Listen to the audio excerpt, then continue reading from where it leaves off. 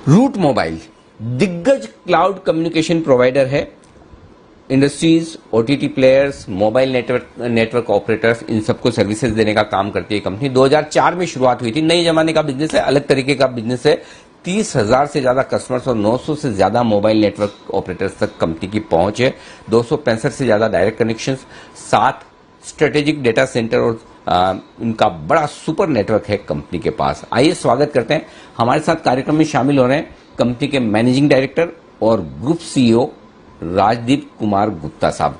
गुप्ता साहब मुंबई यूनिवर्सिटी से science physics में ग्रेजुएशन कर चुके हैं। उसके बाद एप्टेक कंप्यूटर एजुकेशन से आपने सॉफ्टवेयर इंजीनियरिंग में डिप्लोमा भी किया, सर्टिफाइड HTML और पर्ल प्रोग्रामर, और उसके अलावा कई सारी प्रोग्रामिंग आपने की है। 20 साल के आसपास का आपका सॉफ्टवेयर डिजाइनिंग और डेवलपमेंट का अनुभव है और इस कंपनी की ग्रोथ में और बिजनेस डेवलपमेंट में गुप्ता साहब का बड़ा योगदान है। गुप्ता साहब बहुत बहुत धन्यवाद, हमारे लिए वक्त निकाला आपने और अपने नतीजों पर बातचीत करने के लिए वक्त दिया। पहले मैं हमारे दर्शकों के सामने मैं नतीजे रख दूं। तिमाही दर तिमाही आय आपकी बढ़कर आई है 4%, कामकाजी मुनाफा लगभग 9.5% घटा है, मार्जिन थोड़े से नीचे आए हैं 14.5% से 12% के आसपास, और मुनाफा 3% घटकर आया है 34 करोड़ रुपए के आसपास। पहले तो सर इस क्वार्टर के हाइलाइट्स बताएं, क्योंकि हम ये देख रहे थे कि मार्जिन तो रेवेन्यू तो थोड़ा सा बढ़कर आया है, लेकिन मार्जिन और मुनाफा थोड़ा घटा है। इसकी वजह क्या रही sir? Good morning Alin ji. I think इसकी वजह बहुत ही वो थी कि अप्रैल मंथ में एक डेटा ब्रीच का एक फॉल्स एलिगेशन हमारे कंपनी पे लगाया गया था। उसकी वजह से हमें सारे बैंक को, जितने भी बैंक हमारे कस्टमर थे, उनको एक ऑडिट रिपोर्ट सबमिट करना था। उसके लिए लगभग 3 हफ्तों के लिए जो बैंकिंग ट्रैफिक था हमारा बंद था, जो कि हमने उसके बाद सर्ट इन पैनल जितने भी ऑडिटर्स हैं, तो 2 ऑडिटर्स को हमने हायर किया और उनके रिपोर्ट को लिया, और उसके बाद वो ऑडिट रिपोर्ट हमने सारे बैंकों को सबमिट किया। वो बैंक को जैसे हमने रिपोर्ट सबमिट किया, उसके बाद मतलब कोई भी इस तरह की ब्रीच आइडेंटिफाई नहीं हुई है, जो हम पहले भी क्लेम कर चुके थे। But as a policy bank को वो रिपोर्ट जरूरी था देना, और देने के बाद सारे बैंकों ने अपना ट्रैफिक वापस रिज्यूम कर दिया है।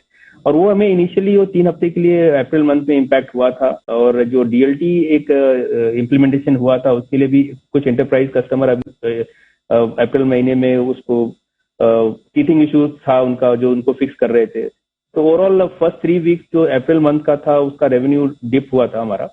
बट मई और जून में हमने उसको रिकवर कर लिया है, बट थोड़ा इम्पैक्ट जो अप्रैल मंथ का था वो नंबर दिख रहा है।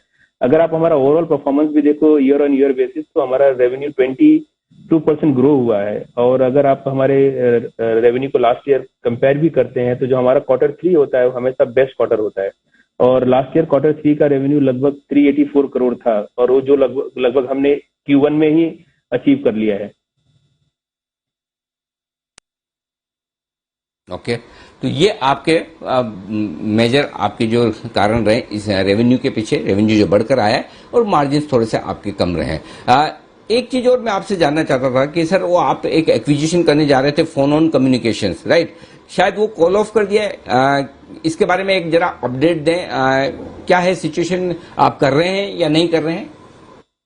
अनिल जी, हम वो एक्विजिशन नहीं कर रहे हैं, और उसके पीछे रीजन ये था कि जो हम फाउंडर से काफी क्लोजली बात कर रहे थे, और कुछ CP कंडीशन जो थी पोस्ट डेफिनेटली साइन करने के बाद, आई थिंक उसमें बहुत सारा डिले हो रहा था उनकी तरफ से, और हम उनको पुश भी कर रहे थे, क्योंकि कहीं ना कहीं हमें एक्सचेंज में भी इन्फॉर्म करना था, and we want to follow their की गुड कॉर्पोरेट गवर्नेंस के टर्म्स पे we can't just keep on dragging. और तो हमने डिसाइड किया कि जिस तरह से वहां से फीडबैक नहीं आ रहा है, और इसको हम काफी टाइम तक ड्रैग नहीं कर सकते, और सर्टेन CP कंडीशन वो फुलफिल नहीं हो रहे थे, तो हमने वही डिसाइड किया कि इसको कॉल ऑफ किया जाए, और अगले जो टारगेट हो गए इस फील्ड में उस पर मूव किया जाए, और फोकस करेंगे कि इस डोमेन के कुछ नए टारगेट्स को आइडेंटिफाई करके उसको अक्वायर करें। ओके, गुप्ता साहब, मैं देख रहा था आपके इन्वेस्टर प्रेजेंटेशन में आपके नए प्रोडक्ट से आपकी सेल्स लगातार बढ़िया बढ़कर आती हुई दिख रही है। इस क्वार्टर में भी 11 करोड़ से ज्यादा की सेल्स आपकी आई है, पिछले क्वार्टर में 13 करोड़ थी, मतलब 10 करोड़ से ऊपर का आप रन रेट मेंटेन कर रहे हैं।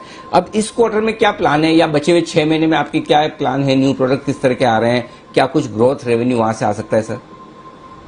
अनिल जी, हमने गाइडेंस भी बहुत ही क्लियर किया है कि लगभग 75 करोड़ का रेवेन्यू हमारा न्यू प्रोडक्ट से आएगा इस साल। और हम उस पे ऑन ट्रैक हैं। और जिस तरह से हम देख रहे हैं जो हमारा ट्रैक्शन है, अगर आप हमारा प्रेजेंटेशन देखो तो लास्ट क्वार्टर में हमने आरसीएस पे लगभग 30 करोड़ मैसेजेस भेजा इंडिया में, जो कि अपने आप में हाईएस्ट है ऑल ओवर इंडिया में। ये एक नया प्रोडक्ट है जो लॉन्च हुआ है इंडिया में। It's a new way of communication, जिसको हम बोलते हैं कि एसएमएस 2.0। और हमारी कंपनी ने उसको पूरा प्लेटफॉर्म डेवलप किया है। We partner with Google on that side. और हमने कुछ ऑलमोस्ट 10 कस्टमर को ऑनबोर्ड किया है आरसीएस पे। और उसका जो अडॉप्शन रेशियो हमने देखा है लास्ट क्वार्टर, वो बहुत ही बड़ा था। और आने वाले क्वार्टर में भी वो भी एक हाई मार्जिन रेवेन्यू पोटेंशियल हमारे लिए है। और हम उसको देख रहे हैं कि आने वाले कुछ क्वार्टर्स में हमारे उसका भी रेवेन्यू जनरेट होना चालू करेगा। हाँ, बिल्कुल ठीक बात है। अच्छा सर, एक चीज और बताएं। आमतौर पर हम ये समझते हैं कि आपकी कंपनी मोबाइल से जुड़े हुए काम काज और उनके लिए सर्विसेज देने का काम करती है ऑपरेटर्स के लिए। ये बताएं सर, क्या चीज, किस तरह का बिजनेस बढ़ता है तो आपकी कंपनी का रेवेन्यू बढ़ता है? तो मतलब बिजनेस मॉडल को लेकर थोड़ा समझाएं, क्योंकि नए तरीके का बिजनेस है। बहुत सारे हमारे दर्शक हैं जो नहीं जान पाते हैं, टेक्नोलॉजी वाला मामला है। तो जरा समझाएं एग्जैक्टली आपकी कंपनी का बिजनेस मॉडल क्या है। अनिल जी, बिजनेस मॉडल तो ऐसा है कि डिजिटल प्लेटफॉर्म जहां पे भी ओटीपी रिक्वायरमेंट हो गया है आपका, जहां पे भी टू वे कम्युनिकेशन हो गया है। जैसे मैंने बताया था कि जैसे अगर आप सिंपल बैंक ट्रांजैक्शन करते हो तो आपको एक अलर्ट आता है। आप गूगल पे अगर साइन इन करते हो तो आपको एक ओटीपी रिक्वायरमेंट होती है सिक्योरिटी के लिए, 2 फैक्टर ऑथेंटिकेशन के लिए। आप कोई भी मूवी टिकट बुक करते हो, एयरलाइन टिकट बुक करते हो, आई थिंक आज के डेट में जो भी नोटिफिकेशन है वो आइदर आपको व्हाट्सएप पे आ रहा है या आरसीएस पे आ रहा है। अगर इनके समझ आपकी फ्लाइट डिले हो जाती है तो आपको एक कॉल आता है कि your flight has been delayed by 1 hour. वो जो वॉइस प्लेटफॉर्म भी प्रोवाइड किया जाता है वो भी हमारी कंपनी करती है। जो ईमेल का जो प्लेटफॉर्म होता है, अगर आप कोई भी ट्रांजेक्शन करते हो, एक पहले तो एसएमएस आता है, उसके बाद आपको एक ईमेल भी आता है। जो ईमेल इंटीग्रेशन होता है एंटरप्राइज के लिए, वो ईमेल प्लेटफॉर्म भी हमारा यूज होता है। तो ओवरऑल डिजिटल कम्युनिकेशन में एक एंटरप्राइज को जो भी रिक्वायरमेंट होती है, whether is email, SMS, voice, WhatsApp, RCS आप बोल दो, वो सारा का सारा जो सर्विसेज हमारी कंपनी प्रोवाइड करती है एंटरप्राइज कस्टमर को। और कहीं ना कहीं हम ये कहते हैं कि हम आपकी लाइफ को टच बेस करते हैं पूरे दिन में एटलीस्ट 2 और 3 टाइम्स, हमारा जो प्लेटफॉर्म होता है। तो इसका मतलब ये है कि सर ये तो ई कॉमर्स वाला बिजनेस हुआ। मोबाइल का यूजेज जितना जितना बढ़ेगा आपकी कंपनी का कारोबार उतना ही तेजी से बढ़ने वाला है ही। गुप्ता साहब, बहुत बहुत शुक्रिया आपका हमारे लिए वक्त निकालने के लिए, नतीजों पर और आउटलुक पर बातचीत करने के लिए। वैसे तो आपके इन्वेस्टर्स तो बहुत खुश हैं ही। स्टॉक की परफॉर्मेंस लिस्टिंग के बाद से लगातार दमदार रही है, जबरदस्त रही है। लोग पसंद भी करते हैं और स्टॉक की परफॉर्मेंस भी वैसी ही दमदार रही है। शुक्रिया आपका।